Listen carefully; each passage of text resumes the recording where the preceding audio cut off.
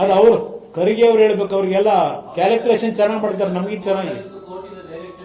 ಯಾರು ಡೈರೆಕ್ಷನ್ ಎಲ್ಲಿ ಕೊಟ್ಟವ್ರೆ? ಅವ್ರನ್ನ ಅಪಾಯಿಂಟ್ಮೆಂಟ್ ಮಾಡ್ಕೊಳ್ಳಿ ಅಂತ ಡೈರೆಕ್ಷನ್ ಎಲ್ಲಿ ಕೊಟ್ಟವ್ರೆ? ಎಲ್ಲಿ ಕೊಟ್ಟವ್ರೆ? ಯಾವ ಕೋರ್ಟ್ ಆದೇಶ ಎಲ್ಲಿದೆ ಅವರಿಗೆ ಕೊಡೋದಕ್ಕೆ? ಇಲ್ಲಿ ಅಕ್ರಮ ನಡೆದಿದೆ ಅಂತ ಗೊತ್ತಾದ ಮೇಲೂ ಮತ್ ನಿಮ್ ಜವಾಬ್ದಾರಿ ಏನು? ಸರ್ಕಾರದ್ದು, ನಿಮ್ ಇಲಾಖೆಗೆ ಸರಿತದು, ನೀವು ತಗೋಬೇಕಲ್ಲ ಡಿಸಿಷನ್.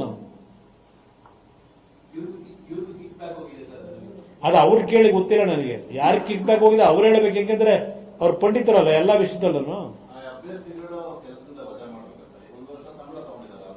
ಅದನ್ನೇ ಹೇಳ್ತಾ ಇರೋದು. ಏನ್ ಆಕ್ಷನ್ ತಗೋತೀಯಪ್ಪ? ಇದು ಅಕ್ರಮವಾಗಿ ಸೇರಿರೋದವರು ರಿಪೋರ್ಟ್ ಇದೆ. ನಿಮ್ಮ OMR ಶೀಟ್ಗಳನ್ನ ಯಾವ ರೀತಿ ಮಿಸ್ಯೂಸ್ ಮಾಡ್ಕೊಂಡ್ರು ಇದೆಲ್ಲ ಡೀಟೇಲ್ ಕೊಟ್ಟವರೆಲ್ಲ. ಇದ್ಯಾಕೆ ಕೊಟ್ಟವ್ರು ಈ ರಿಪೋರ್ಟ್? ಇದ್ಯಾಕೆ ಬಂದಿದೆ? ಇದ್ರೊಳಗೆ ಏನಿದೆ ಇದರಲ್ಲಿ ಗೊತ್ತಿಲ್ಲ ನಿಮಗೆ? ಇದನ್ನ ಯಾಕಪ್ಪ ಚರ್ಚೆ ಮಾಡಲ್ಲ? ಮೊದಲು ಮೆಂಬರ್ಗಳನ್ನ ಮಾಡಬೇಕಾದ್ರೆ 360 ಡಿಗ್ರಿ ನಡೀತದಲ್ಲಿ ಡೆಲ್ಲಿನಲ್ಲಿ. ಯಾರು ಇಂಪಾರ್ಟೆಂಟ್ ಸೆನ್ಸಿಟಿವ್ ಪೋಸ್ಟ್ಗೆ ಅಪಾಯಿಂಟ್ ಮಾಡಬೇಕಾದ್ರೆ 360 ಡಿಗ್ರಿ ಎನ್ಕ್ವೈರಿ ಮಾಡ್ತಾರೆ. ಅಲ್ಲಿ ಯಾತಕ್ಕೆ UPSC ನಲ್ಲಿ ಯಾತಕ್ಕೆ ಕಂಪ್ಲೇಂಟ್ ಬರಲ್ಲ? ಪ್ರತಿ ವರ್ಷ ನಡೆಸ್ತಾರಲ್ಲ ಎಕ್ಸಾಮ್ಗಳನ್ನ. ಇಲ್ಲಿ ಯಾಕೆ ಬರ್ತಾ ಇದೆ KPSC? ಇದು ಕರ್ನಾಟಕದಲ್ಲಿ ಕಳೆದ 20 ವರ್ಷದಿಂದ. ಇಲ್ಲಿ ಮೆಂಬರ್ ನೀವು ಬೇವಿನ ಮರ ನೆಟ್ಬಿಟ್ಟು ಮಾವಿನಕಾಯಿ ಕೊಡ್ಲಿಲ್ಲ, ಕಿತ್ಲೆಹಣ್ಣು ಕೊಡ್ಲಿಲ್ಲ ಅಂದ್ರೆ ಕೊಡ್ತದ ಬೇವಿನ ಮರ? ನಿಮ್ಮಲ್ಲಿದೆ ಲೋಪದೋಷ. ಇಲ್ಲಿ ಜಾತಿ ಹೆಸರಿನಲ್ಲಿ ಆ ಜಾತಿನಲ್ಲಿ ಮಾಡಿದ್ರೆ ಆ ಜಾತಿ ಓಟ್ ನಮಗ್ ಬರುತ್ತೆ, ಇಲ್ಲ ಇಷ್ಟು ದುಡ್ಡು ತಗೊಂಡ್ರೆ ಅವನು ಪರಿಶುದ್ಧವಾಗಿರ್ತಾನೆ ದುಡ್ಡು ಕೊಟ್ಟು ಬಂದ್ರೆ. ಈ ಅಳತೆ ಹೋಲಿಟ್ಟಿನ ನೀವು ಅಪಾಯಿಂಟ್ಮೆಂಟ್ ಮಾಡಿದ್ರೆ KPSC ಉಳಿಸ್ತೀರಿ ನೀವು. ಇನ್ನ 50 ವರ್ಷ ಆದ್ರೂ ಇಂಥ ಆಡಳಿತ ನಡೆಸ್ಕೊಂಡು ನೀವು ಆ KPSC ಉದ್ಧಾರ ಮಾಡ್ತೀರಾ ನೀವು?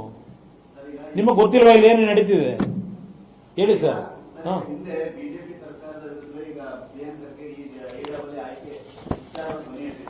ಇದು ಬಿಜೆಪಿ ಸರ್ಕಾರದಲ್ಲಿ ಅದು ಓನ್ಲಿ ನೋಟಿಫಿಕೇಶನ್ ಮಾಡಿದ್ರು. ಆಮೇಲೆಲ್ಲ ನಡೆದಿದ್ದು ಇವರು ಸಚಿವರಾದ ಮೇಲೆ ನಡೆದಿರೋದು ಇವೆಲ್ಲ. ಬಿಜೆಪಿ ಸರ್ಕಾರದ ಓನ್ಲಿ ನೋಟಿಫಿಕೇಶನ್, ಅದು ಎಕ್ಸಾಮ್ ನೋಟಿಫಿಕೇಶನ್. ಅದರಲ್ಲಿ ಯಾವ ತರ ನಡ್ಕೋಬೇಕು, ಆ ಅಭ್ಯರ್ಥಿಗಳು ಎಕ್ಸಾಮ್ ಬರೆಯೋರು ಯಾವ ರೀತಿ ನಡಿಬೇಕು, ಪ್ರತಿಯೊಂದು ಗೈಡ್ಲೈನ್ಸ್ ಇಟ್ಟವ್ರೆ. ಆ ಗೈಡ್ಲೈನ್ಸ್ ಗಳನ್ನ ಗಾಳಿ ತೂರಿರೋ ಯಾರು? ಇದು ಇಲ್ಲಿರ್ತಕ್ಕಂಥ ಲೋಪದೋಷಗಳು.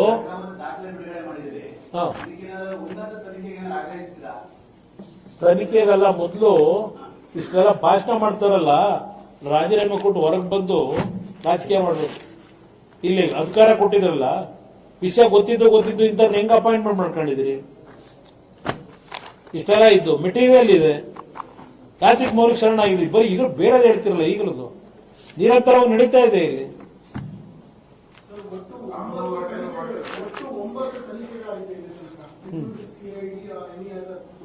ಇದುವರೆಗೆ ಈ ರಾಜ್ಯದಲ್ಲಿ ಈ SIT ತನಿಖೆಗಳು ಮತ್ತೊಂದು ತನಿಖೆಗಳು ನಡೆಸಿ ದೇವೇಗೌಡರು ಕುಟುಂಬವನ್ನು ಮುಗಿಸ್ಲಿಕ್ಕೆ ಯಶಸ್ವಿ ಆಗಿದ್ದಾರೋ ಹೊರತು ಮುಗಿಸ್ಬೇಕು ಅಂತ ಇನ್ ಯಾವ ತನಿಖೆಗಳು ಈ ರಾಜ್ಯದಲ್ಲಿ ತಾರ್ಕಿಕ ಎಂಟು ತಂದಿದ್ದಾರ?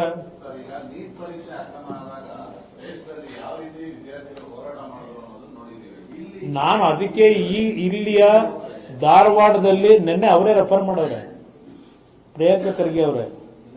ಧಾರವಾಡದಲ್ಲಿ ನಡೀತಲ್ಲ ನಿರುದ್ಯೋಗದ ಯುವಕರ ಒಂದು ಹೋರಾಟ, ನಿಮ್ಮ ಮುಖಾಂತರ ನಾನು ಈಗಿನ ಈ ಘಟನೆಗಳೇನು ನಡೀತಾ ಇದ್ದಾವೆ, ಯುವಕರಿಗೆ ದಯವಿಟ್ಟು ತಾವು ಕರ್ನಾಟಕ ರಾಜ್ಯ ಸರಿಪಡಿಸಲಿಕ್ಕೆ ನೀವು ಬೀದಿಗೆ ಇಳಿಬೇಕು ಅಂತಕ್ಕಂಥದ್ದನ್ನ ನಿರುದ್ಯೋಗಿಗಳಿಗೆ ನಾನು ಈ ಸಂದರ್ಭದಲ್ಲಿ ನಿಮ್ಮ ಮುಖಾಂತರ ಈಗಿನ ಈ ಘಟನೆಗಳನ್ನು ನೋಡಿದಾಗ ನಾನು ಇಲ್ಲಿಯ ವಿದ್ಯಾರ್ಥಿಗಳು ನಿರುದ್ಯೋಗಿಗಳು ಯಾರಿದ್ದೀರಿ ನಿಮಗೆ ನಾನು ಮನವಿ ಮಾಡ್ತೇನೆ. ಇದನ್ನು ಸರಿಪಡಿಸೋದಕ್ಕೆ ಇಲ್ಲೂ ಕರ್ನಾಟಕದಲ್ಲಿ ಆಗಬೇಕಿದು.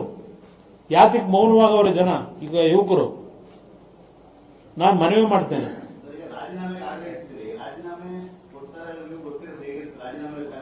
ಇದು ನಾನು ಅದಕ್ಕೆ ಹೇಳ್ತಾ ಇರೋದು, ಇಷ್ಟೆಲ್ಲ ಅಕ್ರಮ ಆದ್ರೂ ಅಪಾಯಿಂಟ್ಮೆಂಟ್ ಕೊಟ್ಟಿದ್ದೀರಿ, ಇದು ನಿಮ್ಮದೇ ಜವಾಬ್ದಾರಿ, ಸರ್ಕಾರದ್ದೇ ಜವಾಬ್ದಾರಿ. ನಿಮಗೇನಾದ್ರು ಅಲ್ಪ ಸ್ವಲ್ಪ ಮಾತಿಗೂ ಕೃತಿಗೂ ನನ್ನಲ್ಲಿ ಕ್ಲಾರಿಟಿ ಇದೆ ಅನ್ನೋದಿದ್ರೆ, ನಾನು ಪಾರದರ್ಶಕವಾಗಿರ್ತೀನಿ ಅಂತ ನೀವೇನು ಹೇಳ್ತೀರಾ ಅದಿದ್ರೆ, ನಿಮ್ಮ ಮಾತಿಗೂ ನಿಮ್ಮ ಕೃತಿಗೂ ತೀರ್ಮಾನ ಮಾಡಬೇಕು ಅಂತಕ್ಕಂಥದ್ದನ್ನ ನಾನು ಅವ್ರಿಗೆ ಹೇಳಲಿಕ್ಕೆ ಬಯಸ್ತೀನಿ.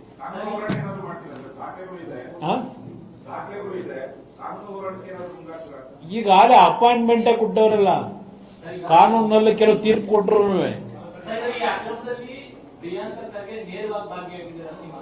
ನೇರವಾಗಿ ಅಂದ್ರೆ ಅವ್ರ ಜವಾಬ್ದಾರಿ ಇತ್ತು, ಅವ್ರಿಗೆ ಗೊತ್ತಿರ್ಲಿಲ್ವಾ ಇದೆಲ್ಲ?